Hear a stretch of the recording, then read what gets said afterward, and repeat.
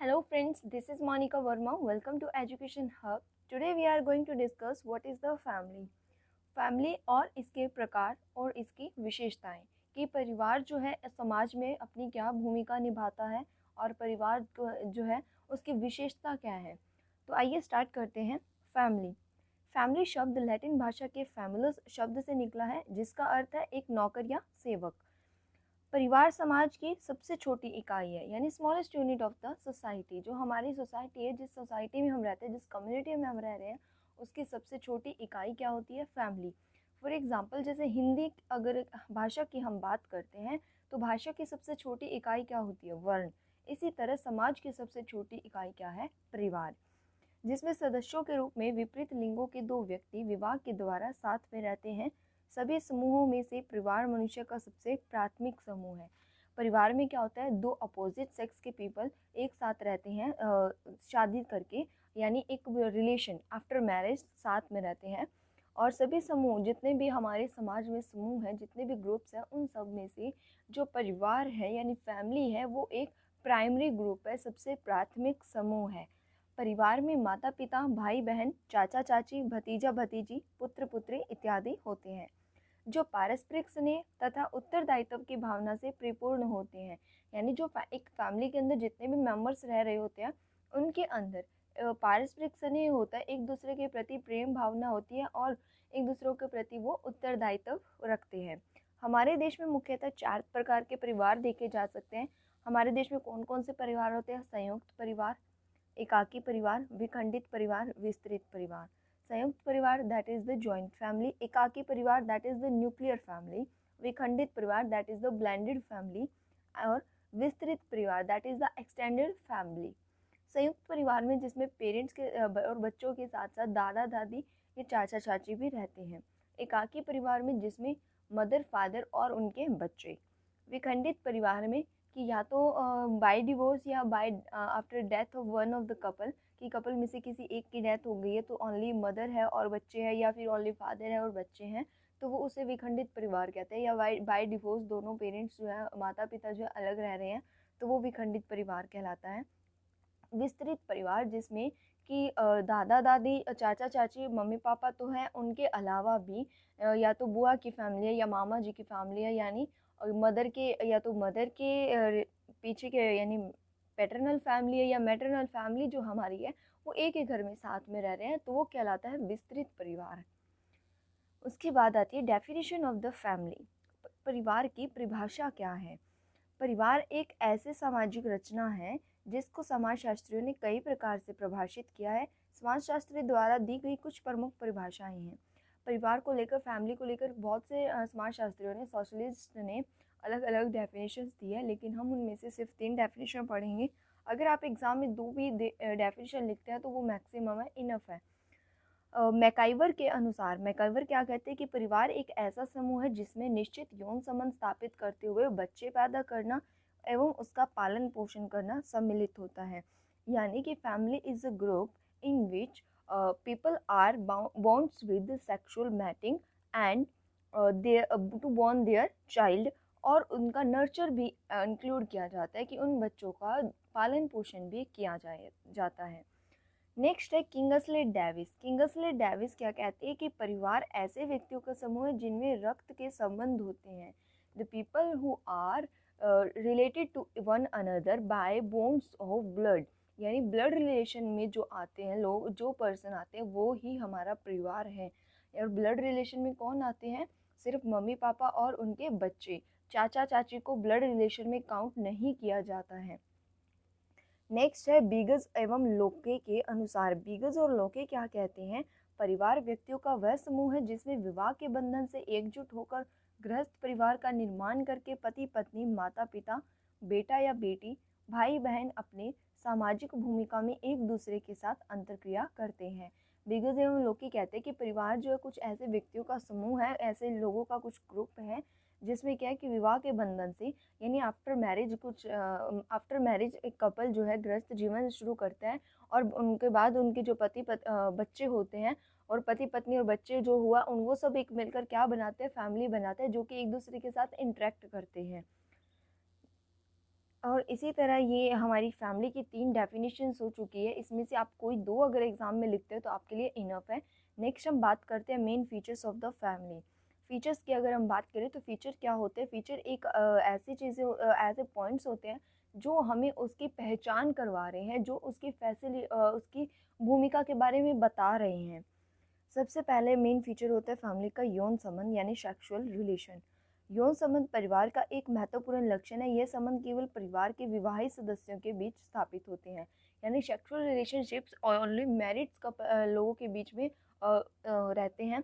और जो sexual relation होते हैं ये एक महत्वपूर्ण इम्पॉर्टेंट फीचर है एक फैमिली का, क्योंकि बाय सेक्सुअल रिलेशनशिप ही बच्चों का जन्म होता है और परिवार का निर्माण होता है।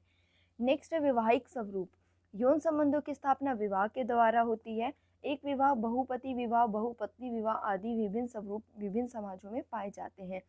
वैवाहिक स्वरूप क्या है कि जो यौन संबंध है यानी सेक्सुअल रिलेशनशिप्स हैं वो कैसे आते हैं, वो आफ्टर मैरिज ही हमारे कंट्री में उन्हें माना जाता है और जनरली होते भी आफ्टर मैरिज है।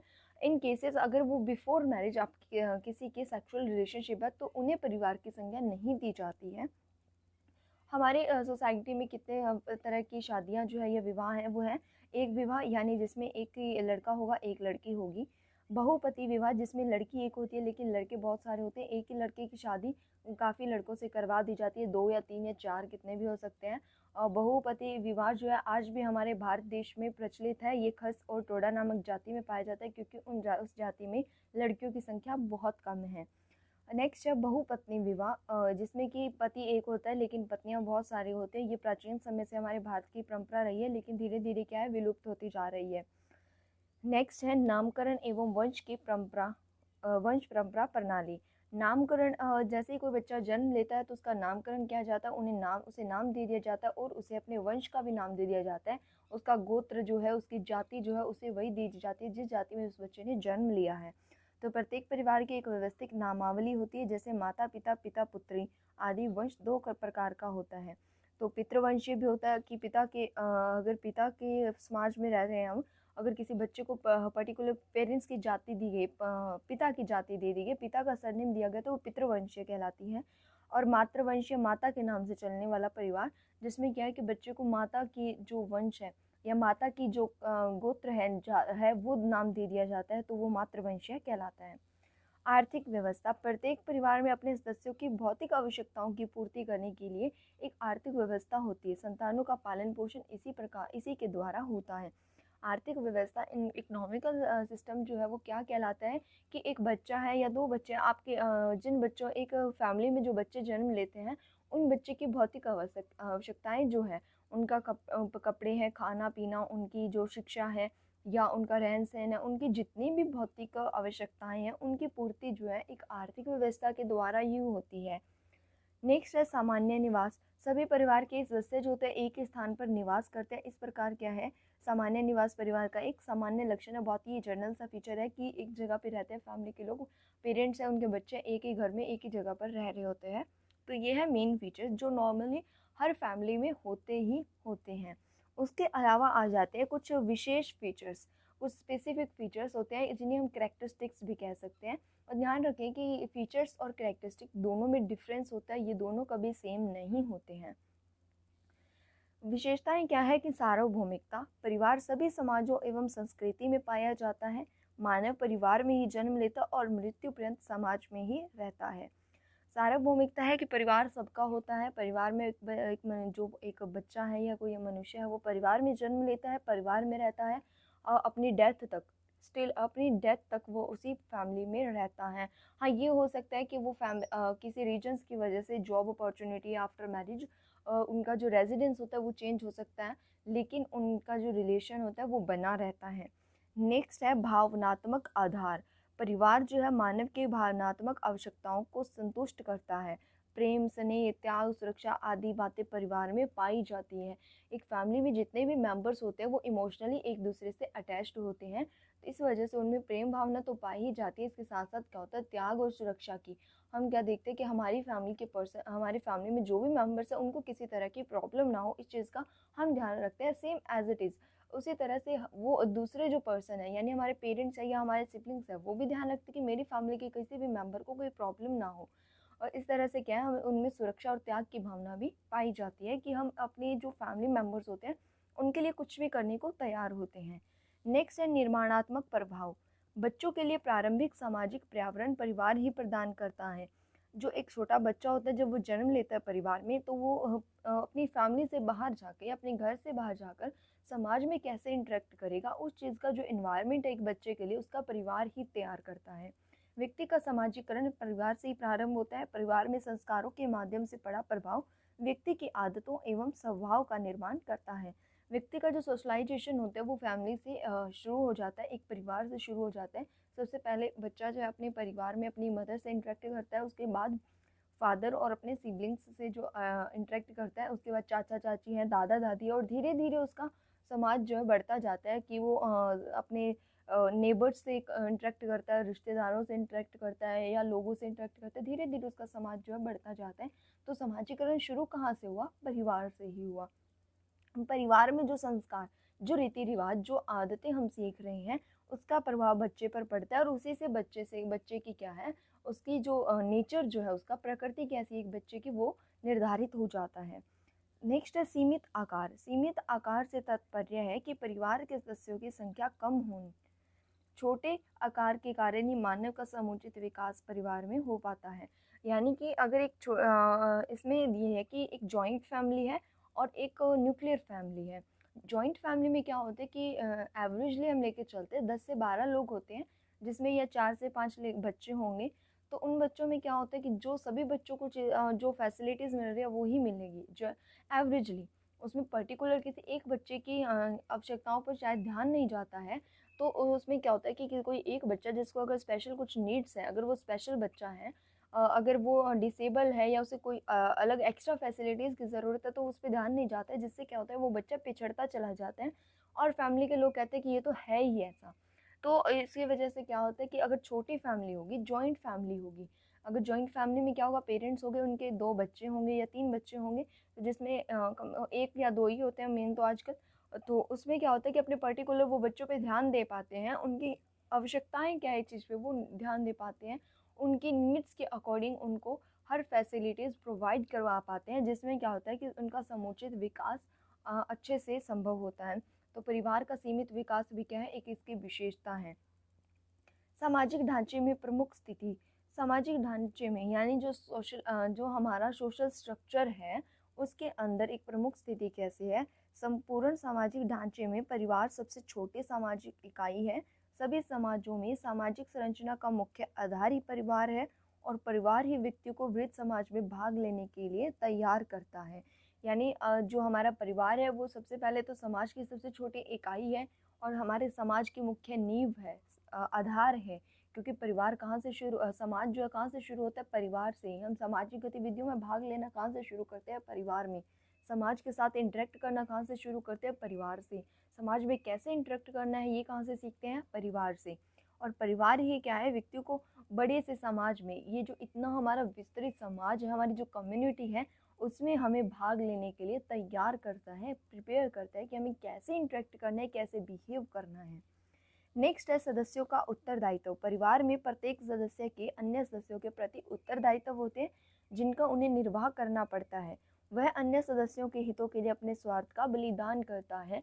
यानी हमारे फैमिली मेंबर्स जो होते हैं, हम एक दूसरे के प्रति इतने उत्तरदायित्व होते हैं कि अगर जो भी हमें पॉसिबल होता है, हम उस पर्सन के लिए करने के लिए कोशिश करते हैं।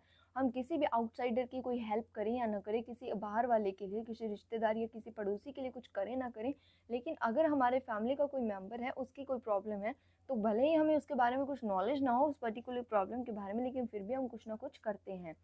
तो इस तरह से क्या होता है कि हम एक दूसरे के प्रति भावनाएं रखते हैं कि किसी को कोई प्रॉब्लम ना हो। एक दूसरे की केयर करना जो है, ये एक परिवार में पाया जाता है कि परिवार के जितने भी मेंबर्स हैं वो एक दूसरे की केयर करते हैं। और इसमें सबसे मेन फैक्टर ये भी होता है कि बच्चा जिस परिवार में जन्म लेता है, वो उसे वो परिवार बहुत प्यारा होता है, बहुत अच्छा लगता है। भले ही वो फैमिली कितनी भी बुरी क्यों ना हो, लेकिन बच्चे के लिए अपनी फैमिली कभी नहीं बुरी है। हम अपने समाज में देखते हैं कुछ फैमिलीज़ होती है जो बहुत ही अजीब तरह से बिहेव करती हैं, जो शायद गलत कामों में भी बहुत आगे होती हैं, लेकिन उस फैमिली के किसी भी आप बच्चे से पूछना, उससे अपनी फैमिली फिर भी प्यारी होती है, क्योंकि वो उस माहौल में रहा है, बच्चा उसी तरह के इन्वायरमेंट में ढल चुका है। नेक्स्ट है सामाजिक नियम। परिवार एक ऐसी समिति है जिसका निर्माण तो आसान है, परंतु उसे तोड़ना बहुत कठिन है। परिवार के सदस्यों पर विवाह और उत्तरदायित्व के नियम भी परिवार के द्वारा ही लागू होते हैं। जिस परिवार क्या है, एक ऐसी कमेटी है जिसको बनाना तो ईजी है, लेकिन आप उसे कभी तोड़ नहीं सकते। हमारे दादा दादी की शादी हुई, उसके बाद हमारे जो हमारे जो पिता थे या बुआ थे, चाचा चाची थे, सॉरी चाचा पापा और बुआ थे, इनका जन्म हुआ, उनके बाद उनकी शादी हुई, उनके बच्चे हुए, तो इस तरह से क्या ये कमेटी चलती जा रही है, एक समिति है जो चलती जा रही है, वो कभी ख़त्म ही नहीं हो रही है। लेकिन जो ये परिवार के सदस्यों के ऊपर ये रीति रिवाज डाल दिए गए हैं कि शादी होगी, बच्चे होंगे, और ये पीढ़ी दर पीढ़ी ये प्रोसेस जो चलता जाएगा, ये भी परिवार के द्वारा ही हमारे ऊपर ये नियम जो है लागू कर दिए गए हैं। और हमारी जो सोसाइटी है ये इस तरफ कभी सोच ही नहीं पाती है कि क्या शादी करना ज़रूरी है, लेकिन नहीं, इस तरह से कोई मन में ही नहीं आता है। हमें बस जो एक हर एक व्यक्ति के मन में है, ये चीज़ें छाप दी गई है कि ये तो होता ही है, शादी तो होती ही है, परिवार तो होता ही है। नेक्स्ट है स्थायी एवं अस्थायी प्रगति। परिवार एक संस्था भी है और एक समिति भी है। अभी हमने पढ़ा कि समाज जो हमारा परिवार है वो एक समिति है, एक कमेटी है, जो कभी ख़त्म नहीं होती है, जो कभी जिसे कभी तोड़ा नहीं जा सकता, जो बनी रहती है। और इसके साथ साथ परिवार क्या है, एक संस्था, एक एसोसिएशन भी है। संस्था के रूप में परिवार की प्रकृति स्थायी होती है, जिसमें परिवार के नियम, रीति रिवाज, परंपराएं आदि के रूप में परिवार एक संस्था है जो स्थायी है। जो हमारे रीति रिवाज है कि शादी तो होगी ही, जो पेरेंट्स हैं वो अपने उनके बच्चे होंगे, वो बड़े हो जाएंगे तो उनकी शादी होगी, जो पेरेंट्स बूढ़े हो जाएंगे और फिर उनके जो आगे बच्चे होंगे उनकी भी शादी होगी। तो ये पर्टिकुलर रीति रिवाज है हमारे कि कब कौन सा रीति रिवाज है, कब कौन सी रस्में निभाई जानी है, ये चीज़ें क्या है, पर्टिकुलर है, परंपराएं हैं जो हमारी चलती रहती हैं। ये संस्था है एक जो मतलब कभी बंद नहीं होगी। लेकिन परिवार के सदस्य जो हैं वो एक बुढ़ापे, एक एज के बाद जो पेरेंट्स की डेथ हो जाती है, एक एज के बाद ग्रैंड पेरेंट्स होते हैं उनकी डेथ हो जाती है, तो वो चीज़ें क्या वो एक दिन ख़त्म हो जाएंगी। सामान्य निवास हमारा रेजिडेंस है, आज हम किसी और शहर में रह रहे हैं, कल को किसी और शहर में रह सकते हैं, हो सकता है कल को हम अपनी कंट्री चेंज कर दें, भारत जिससे जाके कहीं और देश में रहने लग जाएं, तो ये चीज़ें क्या चेंज हो सकती है। उनका संगठन आदि के रूप में परिवार एक समिति है, जो चीज़ें बदली नहीं जा सकती, मतलब जो चलेगी तो सही लेकिन बदला नहीं जा सकता। ऊपर हमने पढ़ा कि समिति जैसे निर्माण तो आसान है लेकिन तोड़ना बहुत कठिन है, यानी कि और यहाँ हम पढ़ रहे हैं कि परिवार के सदस्य और निवास स्थान जो हमारा चेंज हो जाता है, जो एक समिति में होता है, यानी समिति में चेंजेस तो होते हैं, कमेटी के अंदर चेंजेस तो हो सकते हैं, लेकिन वो कभी ख़त्म नहीं होगी। पर समिति के रूप में परिवार का स्वरूप परिवर्तित हो सकता है, यानी चेंजेबल है, इसमें चेंजेस हो सकते हैं। पति पत्नी विवाह के विच्छेद या माता पिता की मृत्यु के कारण परिवार विघटित हो सकता है, परंतु संस्था के रूप में परिवार हमेशा बना रहता है। यानी एज अ कमेटी जो पर्सन है, फैमिली के मेंबर्स हैं जो, वो किसी की डेथ हो जाती है या कोई डिवोर्स के कारण अलग रहने लग जाता है या कोई छोड़ सकता है, अपनी फैमिली को अलग रहने लग सकता है, लेकिन क्या है, एक संस्था के रूप में परिवार जो है, एक फैमिली जो है वो हमेशा बनी रहती है। तो फ्रेंड्स ये था आज का हमारा टॉपिक जिसके बारे में हमने पढ़ा है। इसके नेक्स्ट वीडियोस भी आएंगे जिसमें नीड्स ऑफ द फैमिली हम पढ़ेंगे कि हमें परिवार की ज़रूरत क्यों है, और अदर भी जो टॉपिक रहेंगे फैमिली से रिलेटेड वो भी हम पढ़ेंगे। तो फ्रेंड्स वीडियो कैसा लगा हो, लाइक करें, शेयर करें और कमेंट करके ज़रूर बताएं। Thank you.